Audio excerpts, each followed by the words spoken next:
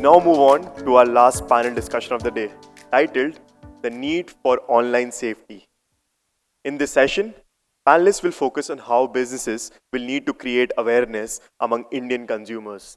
And for this session, we have Baidyanath Kumar, CISO and Data Protection Officer, JK Lakshmi Cement; Abhishek Kumar, Chief Technology Officer, ICCS; Yusuf Hashmi, Global Group CISO, Jubilant, Ingrevia; Evaa Saiwal, Business Head, Liability, Cyber and Financial Risk, Policybazaar.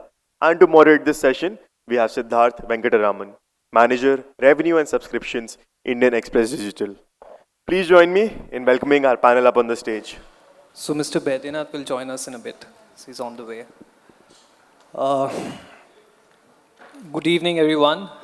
And it's a pleasure to have you all here. And this particular panel is this discussion is a very important discussion, especially we all face in our daily lives. And all the guests and all the speakers here, it's an honor to be with you. Let me get straight with my first question. I think I will float it for everyone, which is, in today's digital age, we just heard Sir speak about digital transactions, UPI, and payments. What are the key challenges that you see and risks associated with the collection and storage of personal data online? So I think that is a very important topic which everyone sitting here faces somewhere or the other. So let's start with Abhishek Kumar to begin with. So see, that's the gold mine where the hackers are, what the hackers are actually looking at. Personal data or PII, where what we call it personally identifiable information, so which can link a person to a bank account, to a financial transaction or to anything else, needs to be protected, encrypted and accessed as per the laws of privacy and confidentiality that has been signed up with the customer or with an organization if it's a B2B transaction. So that's the prime asset that you need to secure from a very, I'll say from a 36,000 foot view. That is the base of it. So Evaa, would you want to add to it? See, it's becoming, earlier we were talking about frauds or losses which were happening physically. But now what anybody is seeing a loss is the data loss or any digital front. So it becomes an utmost priority of all the companies or regulators or government bodies to create atmosphere of digital safety for all the members or all the individuals which are now in the digital era. Okay. How about Yusuf, your thoughts on this? See, we are currently living in information age. We all know that. Since 1970s, the computer 80s, it started 1990, then the web came, and now every actions, every decision is based on decisions, right? So, and if you see the kind of information that been processed is amazing, right? And personal information also is now an information how the way the online marketers, likes of social medias, where they are making the money from, right? It's from a personal information, right? That's how they are selling the product, right? So the money is going out from India. So it's very paramount for India, INC, to ensure that our personal information has equal impetus likes of other countries like European Union or Americas. They already have taken that step. And now, as we advance towards the privacy data protection law, which is coming up soon, which has been there pending for some time now, I think the awareness level of understanding of personal information, who has to be given what information, right? Right for my information, my data has to be with me, right? Unless I give a consent to how the way the data has to be processed. Thank you. I think I'll again go back to Abhishek sir. Specifically, we spoke about data breaches and the consequences. So, what are the potential consequences of these breaches and unauthorized access to personal information, and what steps individuals can take to mitigate these risks? Financial fraud or siphoning of funds was one thing where it could kill an organization. I think anything that could kill it faster is a data theft. So maybe organization can, any scale can just vanish in thin air overnight if God forbid that kind of thing happens. But having said so, it's not matter that how that will happen. It will happen to everyone. It's like flu. So you need to make sure that you have the right immunity and right resilience in place in the organization. So if you happen to catch that flu, you are able to come back alive out of it. Very well said. So Evaa, taking it from there, we have a lot of these personal data. Okay, Yeah. so we're speaking about you, me, Abhishek, Yusuf, and a lot of people who are sitting here. We are, with there, our data is there. We are potential risks for, I think, for these fraud companies, for scammers. So, I just want to understand from you, what are these risks and benefits associated, with using online services, that require individuals to provide personal data, firstly, such as social media platforms and e-commerce websites. You enter your address, your names, your phone numbers, email IDs. So, how to deal with this? Yeah. So social media is a necessary evil now. We all are been debating about the boon and bane of social media. Still, we cannot escape it. We have to make it, make the presence felt, because we absolutely cannot operate, be it corporate or an individual. So, of course, there are two sides to every coin, and the pros of using or being social media or putting your data is that, see, it's a geographical agnostic place. You can get knowledge from anywhere, everywhere. I know there is an information overload right now. But if you see in the positive light, there is a lot of skill development which is happening. There is a lot of ed tech companies now are able to survive in such climates. And I personally feel, and I know that would be debated, that I like to have targeted ads onto me.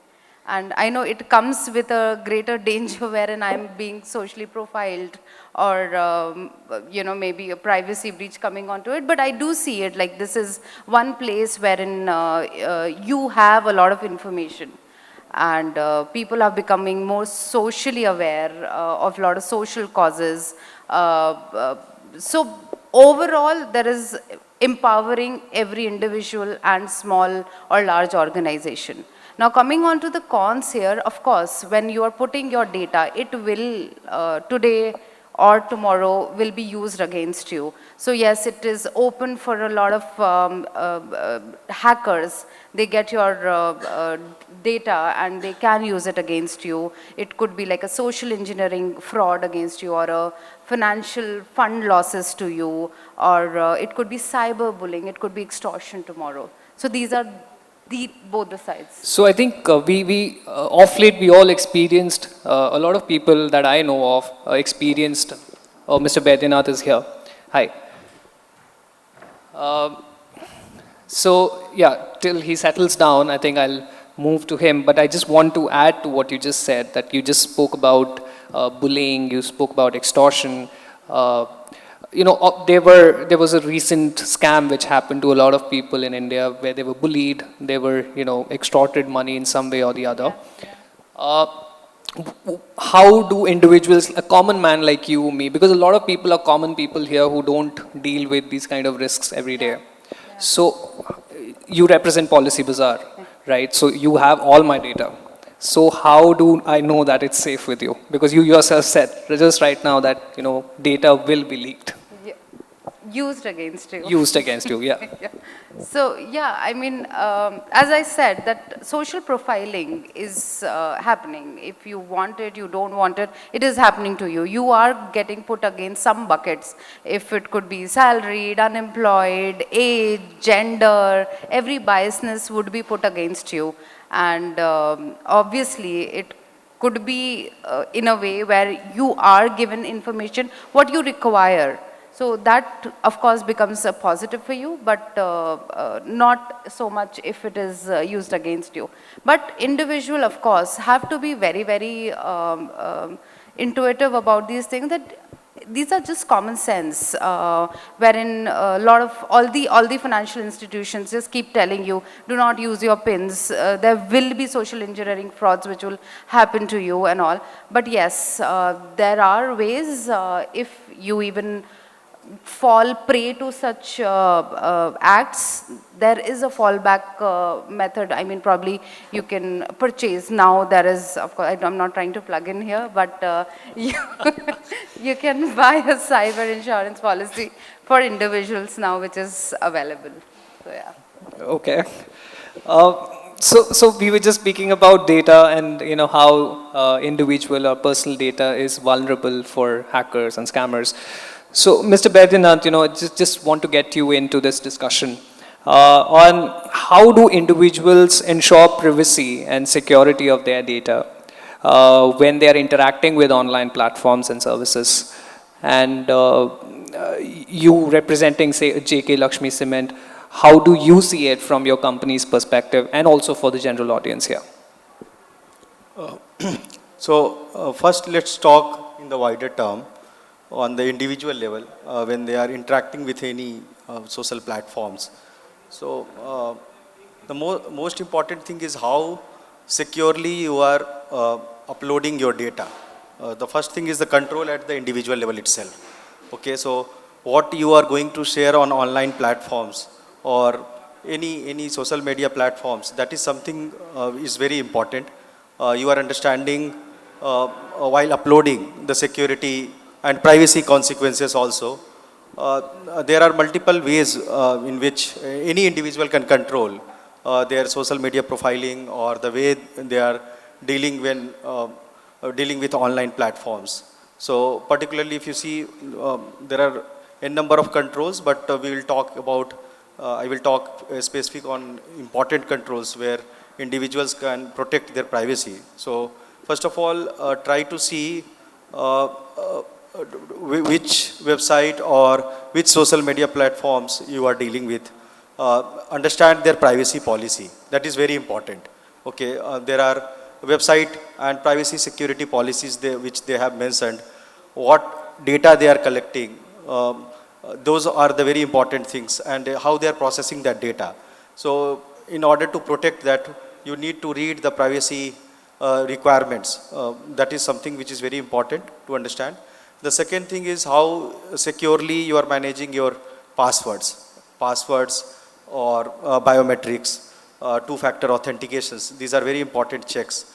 It is a small step, but obviously when we talk about individuals' privacy, these are the very important steps to do. Even the privacy policy, you have to see which all websites are adhering to the policies, privacy policy in a transparent manner. That is something you have to understand. There are many regulations, but important ones like GDPR or CCPA. So you need to see their privacy policy. That is very important. Password I have already talked about. When you are talking to any website, the first and foremost important thing is that you see whether the secure connection is there or not.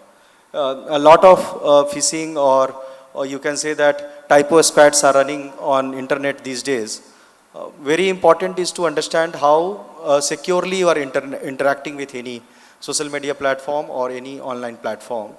So when you see the address bar, there is a green padlock. If that green padlock is missing, it means that you have to stop sharing your personal data. That is very important, which we miss in hurry, and we upload data or we share our credentials in hurry also, and those credentials are getting misused. So that is very important. While communicating to any online platform, you have to see that whether a secure connection is there or not. When it comes to your personal device handling, you have to take care in terms of using the updated software or antivirus and all those things. These are something which are the very important checks which we all know. But we have seen that in the org level as well as individual level also.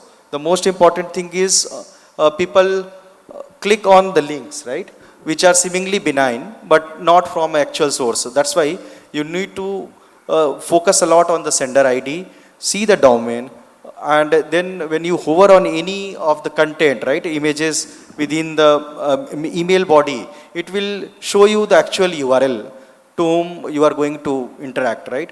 So that is very important to understand. Are you submitting your credentials or are you clicking on any link which is installing malware in your system? So that is very important, but we used to conduct at org level phishing drills also. And we have seen that even the individuals who have understanding, a good understanding in cyber security, they also fall prey. Okay, so this is very important that rather than reacting, you take some time to respond whenever you are communicating with any online sites. You see these particular details, domain, sender ID, then HTTPS connection. When you are sure about that, you are talking to the correct site or correct domain, then only respond when you have to submit the data. Don't be in a hurry. That is very important. Privacy statement is very important. Controlling your privacy settings also. You, as a data subject, you have all the right to control your privacy settings. So you focus a lot on implement the good settings where you are not exposing any data to the public directly within a limited community, the community which is only intended to look into that data. So those things are something where you can control, and I firmly believe that it's individuals' responsibility to control their privacy. Yeah, I completely agree, because every individual has to keep their eyes open, in terms of what they're using in the internet. You spoke about passwords. I want to move to Yusuf with this question. With a lot of people here also, wanting to know that how do you, create and maintain passwords and have multiple of them? What are the best practices that you would advise, to everyone in terms of creating new passwords, managing them, and having multiple of them? So your take on that. We have so many passwords, Yeah, right? that's the problem. But Yeah. not so many, actually. We reuse our passwords so much. The same password which we use in logging to our AD is the same password used for Google, right? And the same password we use in banking account as well. So it's very difficult to control this. So practically speaking, it's difficult because it depends on how the person thinks what is important for him to recognize or remember, right? So I would personally say that passwords you can actually create as many as complexity. We all know that 12 characters, special characters, lowercase, uppercase.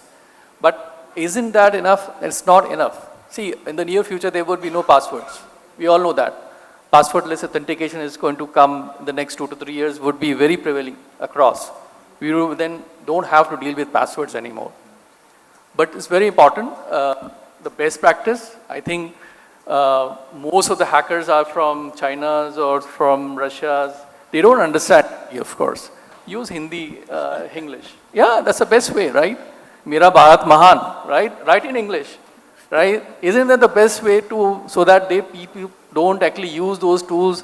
Because there are many password cracking tools which are available, but they are mostly created for English, right? Put it in our local language, that's what the best, and put it in phrases, right? One word, 1 to 3 sequential. It doesn't make any sense. Any password, such sequential password can be cracked in minutes, right? The more complexity you lead, the more passphrases, and the more local language you put in your password would be very, very difficult to crack. So that is an important point that you made. And from management perspective, there are many password managers. Even you don't have to create the complexity like LastPass, one password, Bitwarden. So these are tools available for personal use as well. But I don't recommend those tools be used in your professional, your organization password. Okay. Right? Don't use those password in Google. Right? So Google, you know that Google already comes with a password manager. Yeah, yeah. So I don't recommend using your AD credentials, or let the security team disallow it. You can easily block it, right? I have blocked it in my organization. Nobody can use any password managers because there's always a chance to get the access of your critical business systems to unauthorized people. So it's very important that those password managers can be kept for your personal usage, right? So they are better, right? So rather than remembering passwords, these managers can be there in all your devices, sync across, so you don't have to remember any password. Just use them. Indeed some important information that you've shared, and I hope all of the people here in the room do not come up with some similar passwords in Hindi or in their native language, and which everyone can probably just guess. So moving ahead, I think I would like to move to Abhishek ji for this question. We're speaking about identifying, avoiding these kind of phishing, attempts by scamsters, etc. How do individuals identify them in the first place, and how can we avoid them? And, because these all aim to obtain your personal data at the end of the day. So what is your take on that? So I'll say this is part of basic human engineering. You need to hold it closer. More closer. Yeah. So any kind of phishing, hacking is part of the social engineering or human engineering.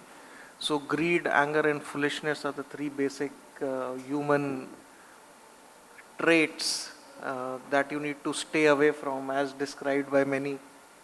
So while opening or responding to any such message, email, or a request, judge them on these three parameters. If you are not technical, if you are technical enough, you can look for all the jazzy things like padlocks, URLs, images, or anything of that sort. Nobody will give you anything for free. Nobody will kind of haunt you for an unnecessary reason, or make them feel stupid, or invite you for a party overnight, or give you a free Netflix account, whether it is your corporate email or your personal email. That is how you can stay away from it.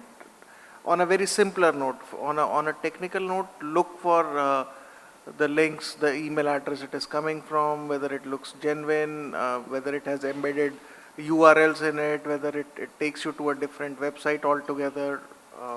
HTTPS, HTTP, all those kinds of things will help you do it.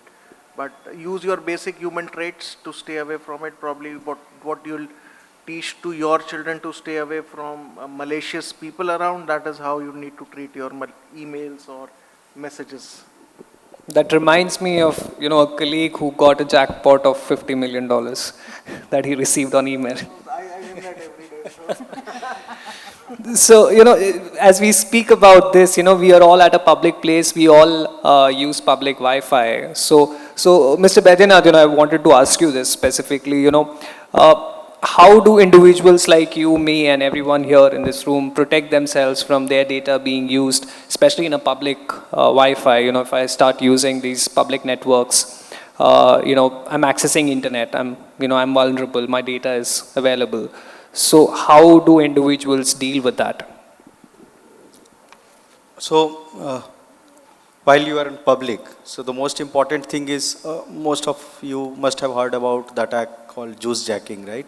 So there are n number of charging stations, right, where you connect your phone and your data is somehow getting compromised. So that you have to be cautious that freely available charging points at airports or any public locations, you have to be cautious about that.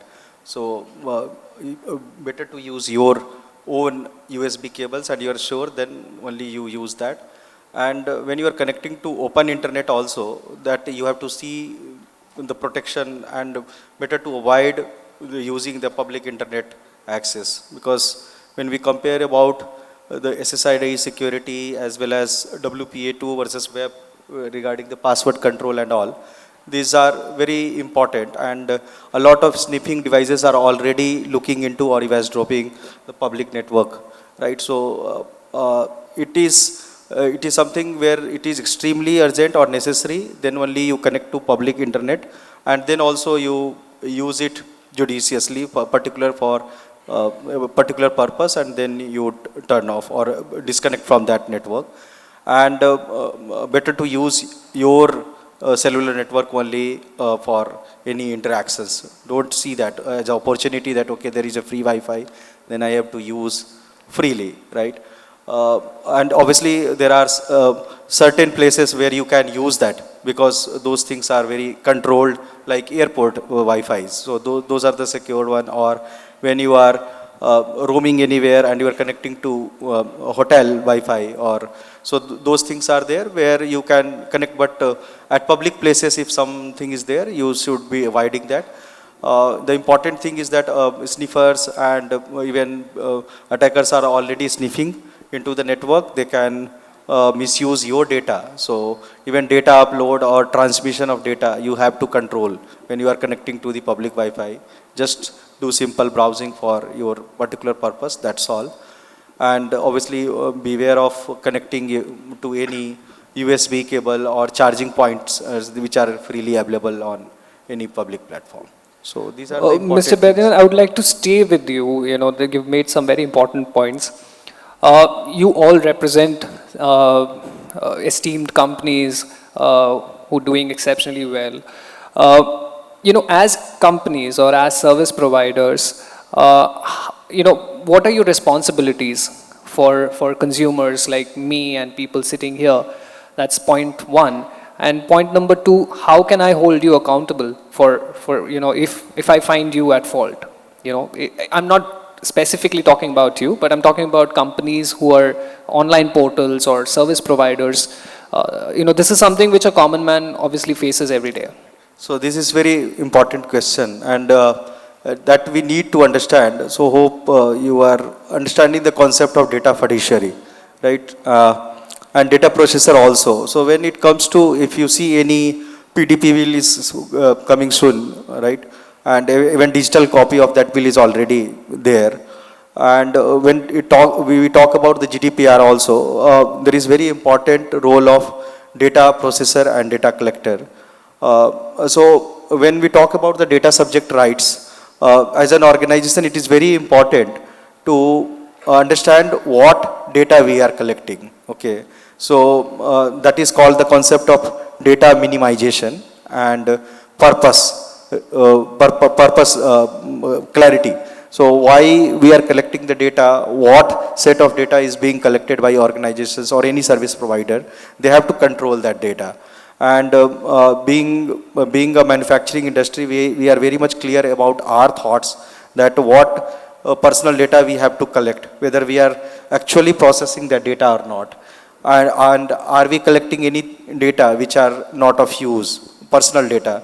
Because anyways, when we talk about the data protection, so it's very important or responsible job for the data fiduciaries or collectors to process the data in a, you can say that, legal way or ethical way, particularly because if you see the penalties and all around that, that is huge, right? And when we talk about the secure data processing, so data protection controls has to be there at the org level when we focus about processing the data. The second thing is consent and control, which is very important, which gives data subject all the authority to even modify, delete their data at any point of time. Okay, so that something as a service provider, you have to create such portals or platforms where user is having all the right to modify their data. When it comes to secure transmission of data, so all data protection controls should be there at the org level or the service provider who is processing that data, be it encryption or you talk about secure storage of the data, right? And even doing the regular audits is very important at org level, GDPR compliance or CCPA compliance, or when the PDP will be completely in effect. So being a data protection officer, I am already looking into that, how we have to create a comprehensive privacy framework and policy in line to our organization, where we will be focusing transparently on data collection, processing, and the purpose for which, and basically the background behind or rationale behind collecting those data, and how we are using for the business purpose. Then secure storage. Once the data processing requirements are over, then you need to wipe off the data also. These all things are very important. And when it comes to how you can make them accountable, or how you can take actions if organizations are misusing your data. So as an individual, you have the rights to raise those complaints to the data protection agencies or data privacy agencies, DPAs. Even at government level also, you can see that there are multiple regulations which are, and that is the best example. In India also, we are coming with PDP bill, PDP Act and all. So that will anyways control even data fiduciaries as well as data collectors to have the transparent policies and consent and control everything in place. Thank you, Mr. Bedinath. I think I'll quickly move to Mr. Yusuf. Mr. Bedinath spoke about GDPR rules, regulations, etc. I, as a common individual, don't understand any of these. But how does it impact me? You know, as a common man, how does it actually impact, the whole process of GDPR or data regulations, etc. And, I have some rights and responsibilities, I'm pretty sure, but I don't know what they are. But I'm talking from an individual perspective. So how does that impact the whole process? See, it's going to be very difficult to survive in the current age without giving your data, right? We can't lock ourselves by not providing data. Unless I know the person or the entity whom I'm providing my data in a special context is legitimate or genuine, and it takes my consent, what my data would be used for, how it would be processed. What if somebody gain access to my data, right? In case then, will I get notified, right? Do I have the right to be forgotten my data? Can they erase the data? And everything is going over the cloud these days. And practically, if you see a normal hard drive, you can easily DGauss it or destroy it. But when it comes to the cloud, can you DGauss any data? Absolutely not, because that's a shared environment. Other resources, other companies in a public cloud are using that same resource where my data is lying, right? So encryption, of course, is a solution. How can we encrypt? Making sure that the data which is there being processed or used on the cloud is encrypted. So when I no longer need my data, I don't need to DGauss. I just destroy the cryptographic keys which are used to access the data. That will destroy my data, erase my data, right? So it's very important to understand the context by which the data is being taken from me or for any, because education and awareness is so very important, right? How many in India people know English as a native language, right? When they actually gain some application access, they just have to see the disclaimer there, they scroll and then they yes, and it's gone. Because that's where your education system comes into picture. Yeah. How would you make them aware? It's not possible, right? We are educated, we know the conversation why, but what a large volume of people who don't understand English, and they are accessing systems because they can't survive. And during this course, they may be actually giving their data to illegitimate processors, right? So you're saying something? No, I think I was just saying that that's a very valid point that you've made, specifically to individuals using English who probably they don't understand absolutely. English. Yeah. Because if privacy law is going to come in India, very important to create the regional versions of whatever information that been processed. Otherwise, it's going to be failing, right? So it's not America, it's not where's English all over, right? Or Europe, right? It's India. We have so many languages, right? How you make those people aware, and not only be aware, they should know the entire process. If my data has been used, what it's been used for, if there is any kind of breach, do I have a helpline? There's no helpline, right? Is that kind of awareness being spread across by the government? Absolutely not. Something is going to change the entire plethora of information is going to come, but there is no awareness campaigns. I'm really surprised to see that. Where is those campaigns are coming? Right? We had that Swachhata Bharat.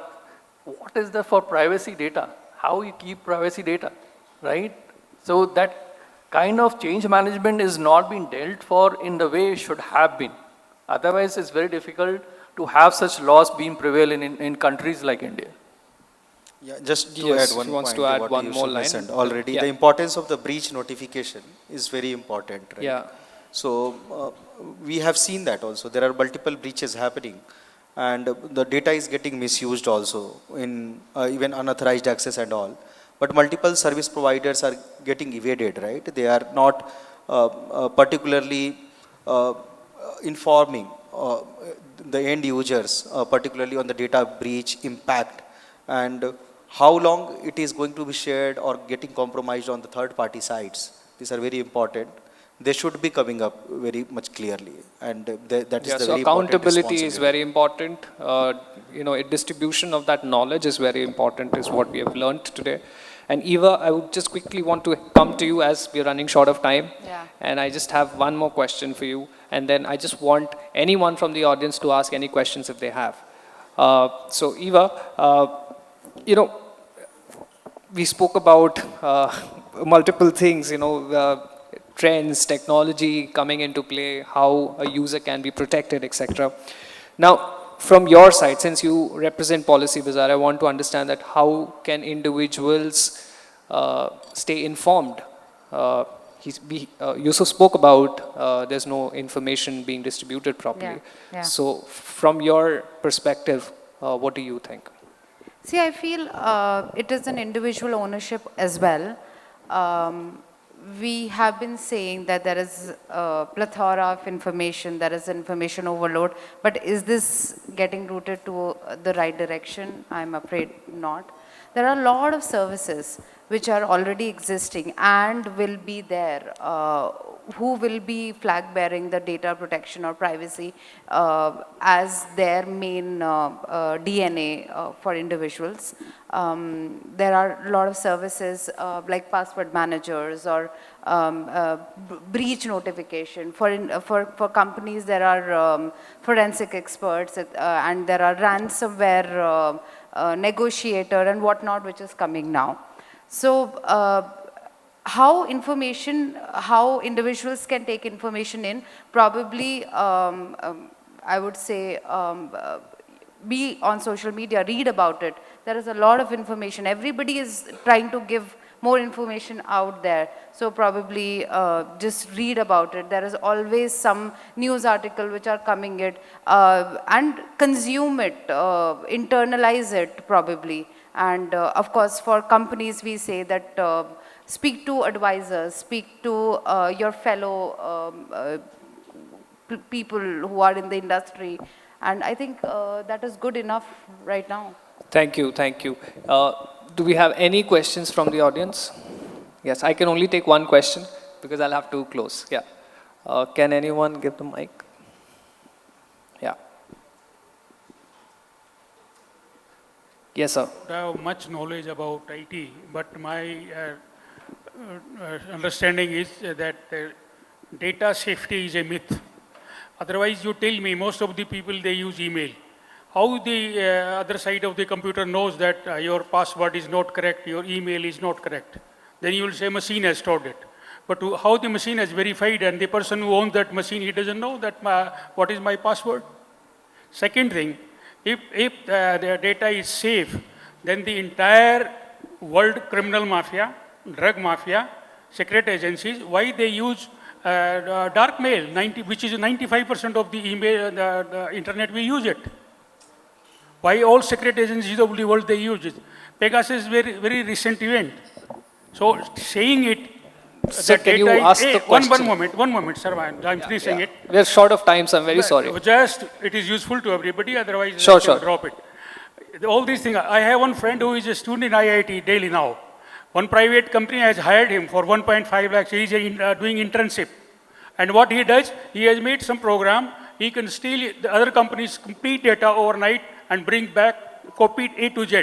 And nobody knows it. We tried in our own institute. We told him at night that you take out all the data from our institute, and next day we asked the guy in charge of that computer center, that data has been stolen from your institute. No, I have verified everything, and there is no trace. So anybody connected to internet, it's all myth. Yes, people like me, ordinary people, they cannot know. Thank you very much. Baki rest who know, they do it. Thank you, sir. The question, yeah. Yeah, please, please. I have observed only one thing, that whenever there is a quantum of money transferred into a bank account, you are getting some kind of mail that your loan is passed and so, such type of information. So how is it possible that the bank organization, they are not safe? They are also giving the chance to the hackers.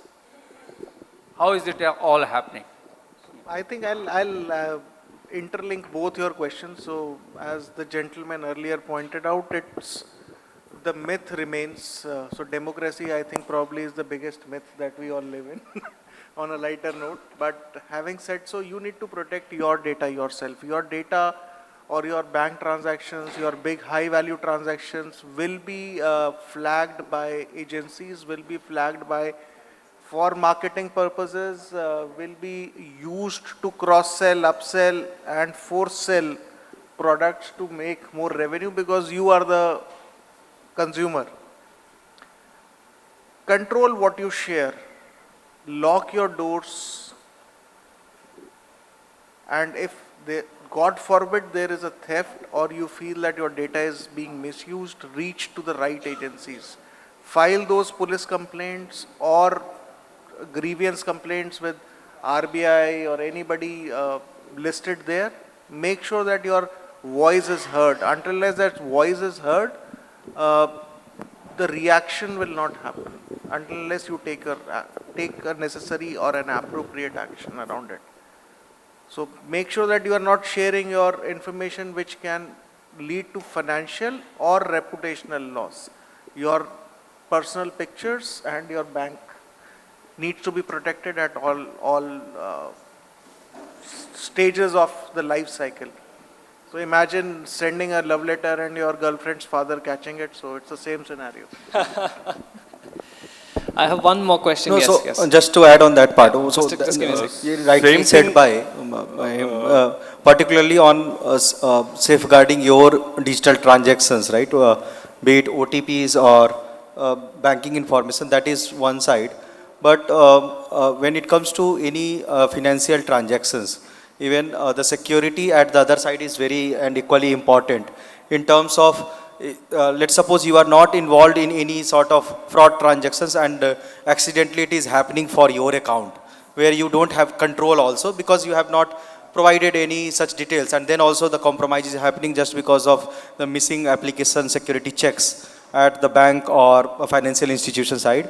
So where it is very important for banking, net banking platforms, so that they have all the robust application security checks in place to disallow any unauthorized transactions. For example, any interception is not leading to any sort of data tampering where a request initiated on any other behalf can be lead to some other transactions. So based on my past experience with e-governance projects, mainly income tax department, so what we have seen that there are a lot of APIs misuse also happening, right? So where the organizations also have to focus a lot on creating a secure application, having tamper proof, and even the HTTP requests and all those things should be not allowing any, you can say that unauthorized transactions. So one at the individual side and the other at the security controls at the service provider or the data custodian side. That is very important. Through the web applications and APIs, they have to make sure that the data leakage is not possible, as well as unauthorized transactions. Thank you, Mr. Baidyanath. Yep. One last question, sir. You held the mic. Yeah, same thing I was asking, that the way sir has told us, there is no security as of now. First is data security. This is the number one where the cyber crimes are happening day by day. Second is whatever the QR codes or UPIs we are using it after making a payment also, we are not able to trace them after having their correct bank accounts. After complaining in cybercrime also, they are not able to trace them. So these are the mandatory points which we need to implement in our security system. This such cases should not happen, as the way we are moving towards a digital Bharat, same way cybercrime is moving towards a digital Bharat. This is the most important thing which we need to focus on it. See, data has been a focus area. We all know that, right? It's not secured, sir. We open any of the bank Nothing is account. secure. Even you go out in the market, are you secure? No, right? But you have to go, right? Any point of time, there's a password can actually crash you up. In a similar fashion, there is no foolproof assurance of, because the attack surface is so humongous. From where will you protect your data from?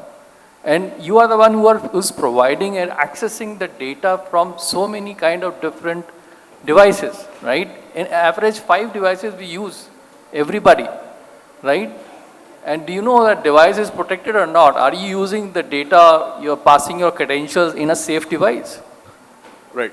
Right? There is one more reason why we not having a data security in India. There are other countries, they have a data security, GDPR and all. Yes. Right? Why we are not implementing that? Suppose if I have a bank account, saying next day I get on a call from different bank. You need this. And same way, they pass on to other banks. Yes. So this is not a data security. Yes, absolutely. That's why and where they ask for your data will not be in a transfer to anybody. And same minute, data get transferred. And tomorrow you will go to a grocer and you provide your mobile number, right? That's how it happens, right?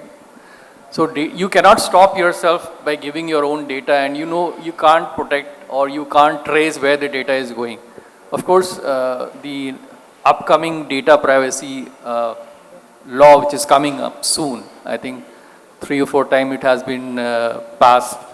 It is yet to be approved by the government or in both the sessions. So hope so, but as I told you, are we ready for that kind of GDPR kind of law? We are not. This is a lot of awareness, a lot of preparedness, readiness that is required. Then otherwise it would be all chaos. Because the reason behind that, due to that only, about cyber cell is unable to trace any of what we call it, mongers. Yeah, because that's forensics, right? You know, it keeps track of where your data, each steps have been taken care of. Of course, cyber cell is not that kind of expertise like we are at the private side. They themselves are learning. The police wallahs are yet not. They have opened those cyber cells, but I know what kind of knowledge that they have, right? They themselves are so dependent. Yeah, so it will take some time, yeah, of course. I think this discussion can never end because there are a lot of things that we need to touch base upon, but I am short of time. So I'd like to thank you for being here, and I'd like to thank everyone. I'm sorry that I had to cut you short, sir, but we're really out of time. And we had an amazing session. I hope everyone enjoyed it too. So thank you again.